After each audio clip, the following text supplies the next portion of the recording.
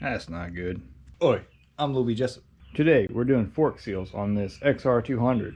It's a pretty straightforward job. So how do you know your forks are going bad? Well, the front end gets soft. The XR already has soft suspension and you don't want it to get any softer. So another symptom is you'll have oil start to run down the fork.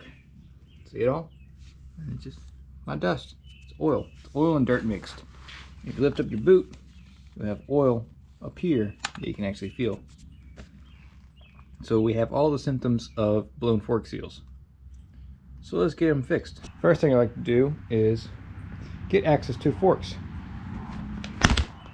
And then before I take the forks off, because you will need to take the forks off to do this, I like to break loose these caps. They're 19mm.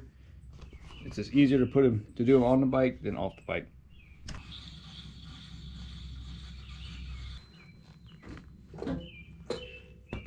Ta-da. Now with your bike wheelless, take a 12mm and bust off all 8 of these bolts.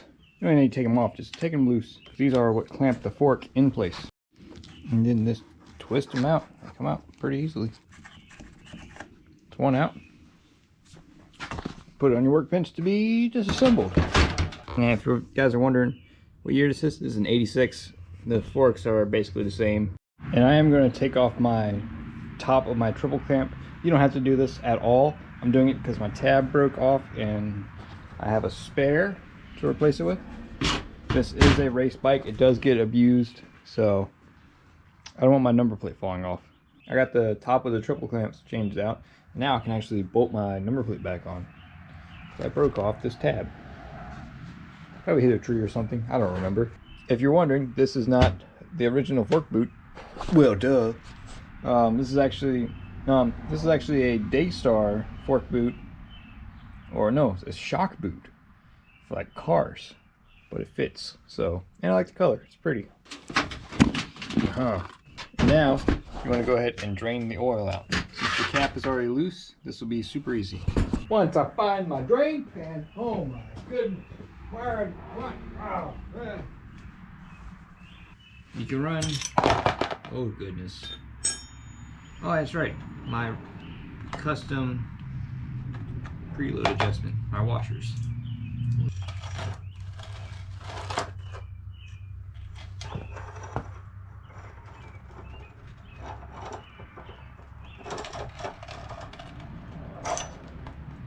Yeah, there should have been much more oil that came out.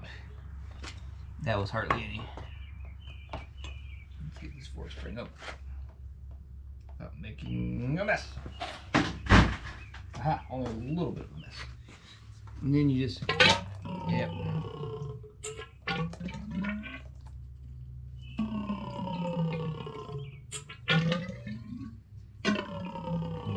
One thing I can't stress about doing forks is it's a messy job. Get yourself a nice dirty area to work. I've got this giant pan that I use to catch oil. I got it from like AutoZone or something. I don't know what exactly, it's a big drain pan, but it's perfect for forks and any other work that you do. So now you want to take out this bottom Allen, and you got to hold the, I think it's the dampener rod that's on the inside. It's big and it spins. I must have time to shove a bolt down there and grab it. So to actually break the fork tubes apart, you need a 5/16 Allen and a 7/8 socket size nut. So what you do is you just take the nut and bolt combo and you just forget about it. Take your long extender and now you're on it, and get your Allen on this side and you just loosen them.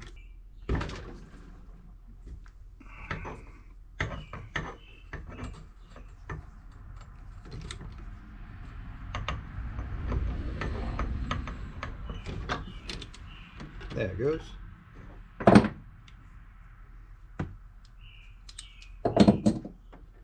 And there may be some extra oil that comes out with this. That's why I have the drain pan.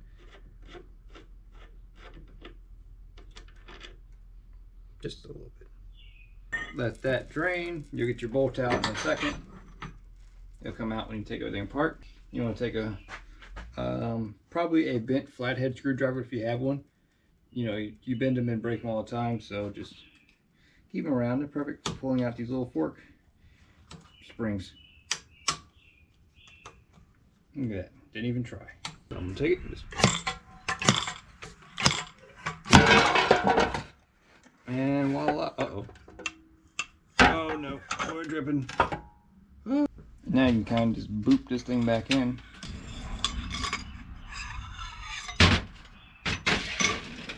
And this comes out. You get this rod. This is actually your valving. And your spring. And the bolt that I was talking about fits into this little socket. Just nice and tight. Like this is, it takes a 7/8 socket, so I don't know the actual size of the nut. Of course, it's cross-threaded onto this bolt, so it works. And now, what you want to do is just pull it all apart. You got your fork seal, or your dust seal and your fork seal right here, and a couple bushings. You don't want to lose these bushings. You want to put them back in the same order you took them off. So I just take everything down.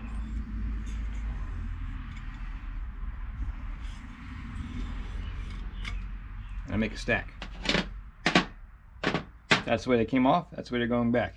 However, these two right here are not going back. You're replacing these. This is why it leaks, because these are bad. So now, you want to get crazy with some brake clean.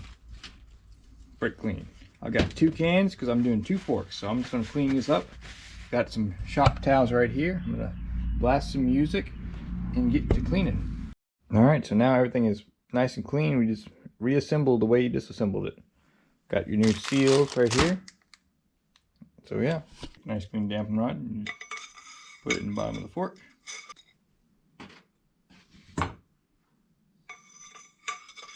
Dampen rod.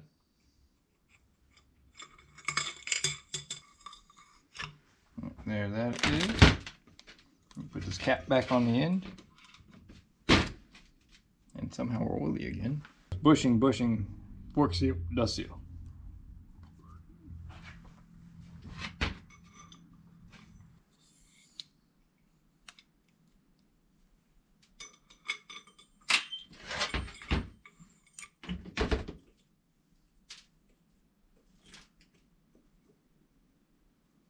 And take extra care in sliding the fork seal over the end of the fork. This is,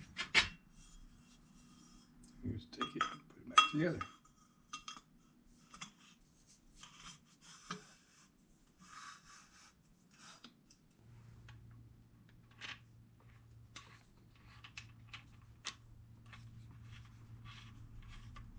I have to make sure it bites. Yes, you got it. Cool. So now we move back over here and reverse the process we did earlier. And now once you're fully assembled, you want to drive the fork seals down to seal them. I've got a fork seal driver, but you can use just about anything. PVC pipe, anything that'll work to knock this thing down.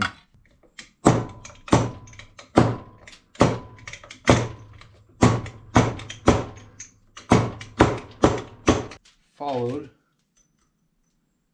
by your clip. Now you want to fill them with oil. And for oil, we are using only the best. Got SuperTech high mileage automatic transmission fluid. Yep, that's what we're doing.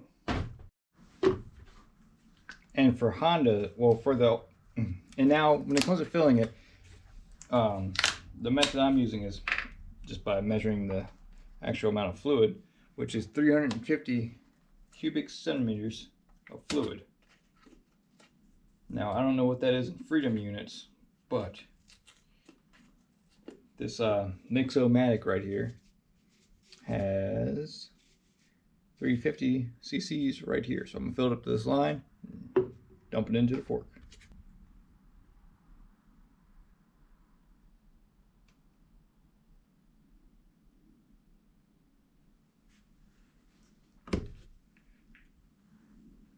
$350, and into the fork she goes.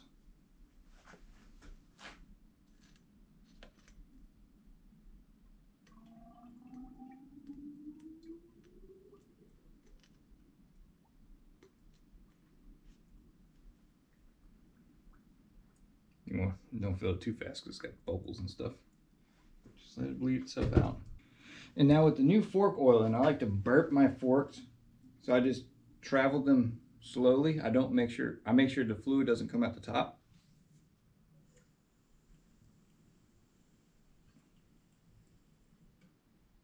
Put your fork spring in.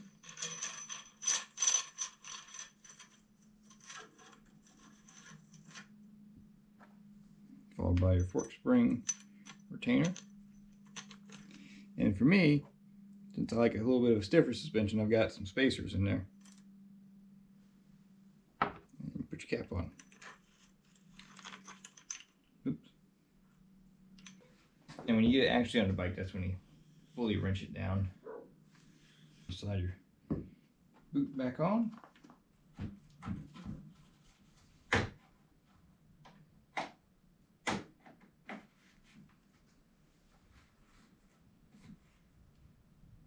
And then you just rinse and repeat this process all over again on the other fork.